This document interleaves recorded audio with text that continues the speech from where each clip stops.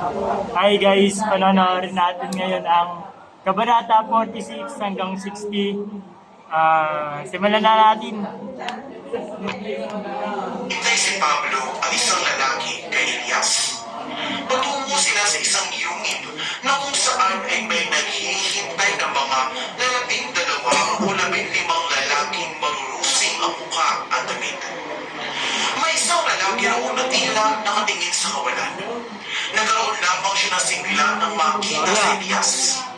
Pinag-usapan nila na hikayatin si Ibarra na umanig sa kanila dahil pareho silang nakaranas ng pang-aapi. Araw ng linggo, rinig na rinig sa kabayaran ang sigawan sa sabungan. Sila Darcilo at Bruno ay nakipag-usap kay Lucas para magkaroon sila ng puhunan sa sugal kapalit ang pakikiamig sa pag-aalsa sa tumumuno ni Crisostomong Ibarra. Sa kabayanan naman ay nagtatalo sina Doña Victorina at Doña Consolacion. Walang sino man ang nagpapatalo. Bawat baho ay lumabas. Tanging si Padre Salvi lamang ang nakaawat sa dalawa. Sa gaan ni Doña Victorina ay inunsyok niya si Linares na ipagiganti siya at kung hindi ay isisiwalat nito ang kanyang sikreto. Dumating si Ibarra ng mga panahong iyon. Dala niya ang balita, hindi na siya ekskomulgado. Ngunit nabigla siya nang makita si Maria Clara kasama si Linares. Nagpaalam siya at tumungo sa pararunganan. Nakarating siya sa buong paaralan at nakita niya ang mabilis na paggawa dito. Sa gitna ng mga kumpulan ng trabahador ay nakita niya si Elias. Ipinakuha niya kay Maestro Juan ang listahan, ngunit hindi makita ang pangalan nito. Nakiusap si Elias na magkita sila at may mahalaga silang pag-uusapan. Nakarating si Ibarra sa tagpuan nila ni Elias. Inilatag ni Elias ang mga dapat niyang sabihin ayon sa mga napag-usapan nila ng matandang lalaki sa yungin. Ngunit nagitla siya sapagkat kaligwas sila ng iniisip ni Ibarra. Magkaiba ang kanilang opinyon pagdating sa reforma, sa mapagsik na pamamahala ng pamahalaan, sa malupit na pamamalakad ng mga gwardiya sibil, at sa korupsyon ng simbahan. Magkaiba sila ng pananaw sa pagbabago at pagunlad. Para lalong maliwanagan si Ibarra, ay kinuwento ni Elias ang kasaysayan ng kanyang buhay. Ngunit tila ganoon pa rin ang pasya ni Ibarra bagamat siya'y nakikisimpatiya sa masaklap na kapalaran nito. Ibinaba si Ibarra at nagpiling dito na kalimutan siya at huwag patiin sakaling magkita muli.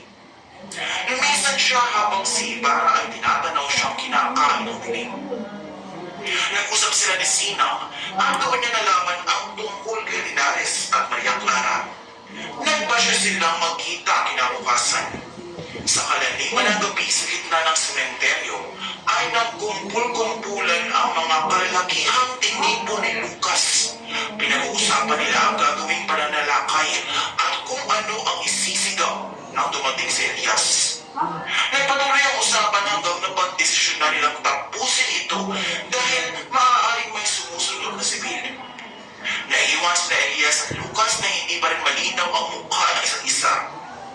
Samantala, si Don Filipo ay nakikipag-usap kay Piloso Potasio na sa mga panahon na iyon ay may sakit.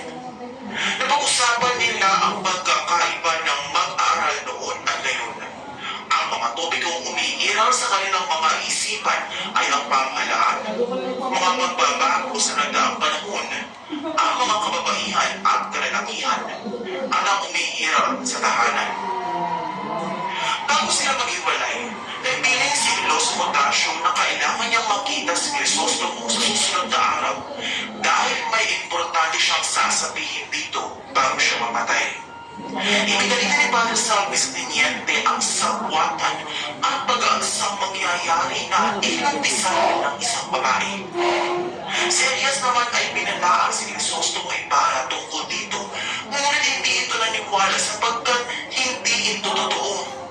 Sa ganoong ring pagkakataon, naging ba si Elias nang malamang ang ninuno ni Ibarra ang dahilan ng pasakit na mayroon siya ngayon. Nagsimula ang hapunan sa bahay ni Kapitan Tiago kasama si Padre Salvi. Maria Clara, Linares at Sinang sa pamumuno ng Friday sa panalangin ay magputol-putol ngunit hindi halata sapagkat ang bawat isa ay may iniisip. Sa pagdating ni Ibarra, di natulala, napansin siya ni Tia Isabel, ngunit lahat ay nahintakutan ng marinig ang butuhan. Umuwi siya, inimbaki ang gamit at lahat na pwedeng magamit laban sa kanya. Natigil lamang ito nang may dumating ng Guardia Civil para imbitahan siya sa tanggapan. Bumalik si Elia sa bahay ni Crisostomo. Nakita niya ang mga nautlot na mag-iimpake ng mga gamit. Ang inihagis niya sa bintana nang makita may mga Guardia Civil na paparating. Sinunog niya ang salitaknatan ang balis. Wala anumang nakuha ang mga sibil. Kinaumagahan, may nakita nakalampitin sa isang puno. Lahat ay may nakita niyang haka-haka. Tanging ang magsasakong nagmamasid ang nakapansin sa buto ng katutubong damo na makikita sa kasuotan na nakita niya sa maugas ng sakristan mayor. Sa tanggapan ng tenyente nagsimula ang pag-iimbestiga. Si Bruno ay namatay kinagabihan. Si Narcilo ay namatay sa paraan ng pagtitimba. Dumaan ang kariton at bumaba ang lahat ng sinakdal. Huling lumabas si Ibarra na hindi nakagapos na naging dahilan ng pagagalit ng mga pamilya ng naroon. Kitang-kita sa mukha ni Ibarra ang kasawinan. Walang nagmamahal, walang tahanan, at tinalimuran ng sariling bayan. Sa di kalayuan ay tanaw ni Tandang Tasyo ang lahat. Sa pagkal na katawan, sinunod na lamang niya ng tingin si Crisostomo Ibarra ang umuwi. Kinaumagahan, nakita na lamang siyang wala ng buhay sa sariling tampa. Umabot sa Maynila ang mga nangyari sa San Diego. Iba't ibang bersyon ang nakarating bagamat puro kamulaanan ang kay Ibarra at nagpupuri naman ang kay Padre Salvi. Marami nagsasabi na dahil sa pagpigil niya sa pag-aalsa ay maaaring maging obispo siya. Dahil sa pangyayari yun, si Kapitan Tino ay napisa dahil minsan niya rin nakadaong pangalan si Ibarra kung kaya't pinayuan siya ng kamag-anak na magpadala ng regalo sa Gobernador General para hindi siya masali sa gulo. Ngunit naging kabaligtaran ng nangyari. Pinadudahan siya, inimbita, at pinagbakasyon sa tanggapan ng pamahalaan.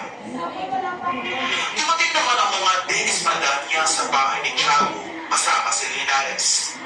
Sinabi ni Doña Victorina na nalalabat lamang ng maparusahan si Ibarra sa ginawa.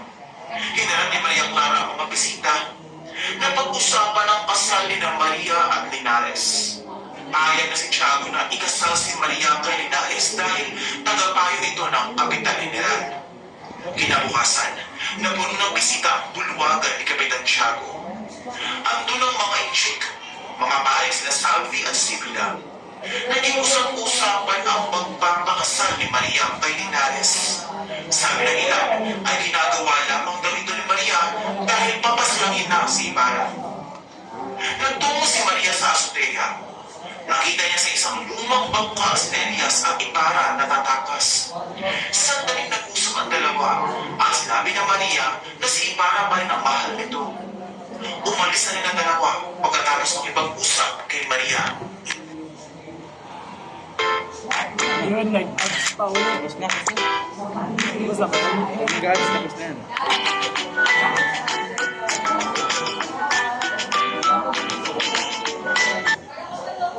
Wala ka pa.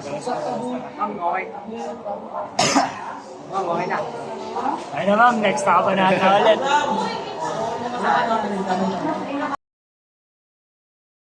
Ang labis sa pangapi at katiwalian ay umaantok sa paghimagsik ng mga napi. Ang tunay na bayani ay handang ipaglaban ng katarungan kahit kapalit nito ay sariling buhay.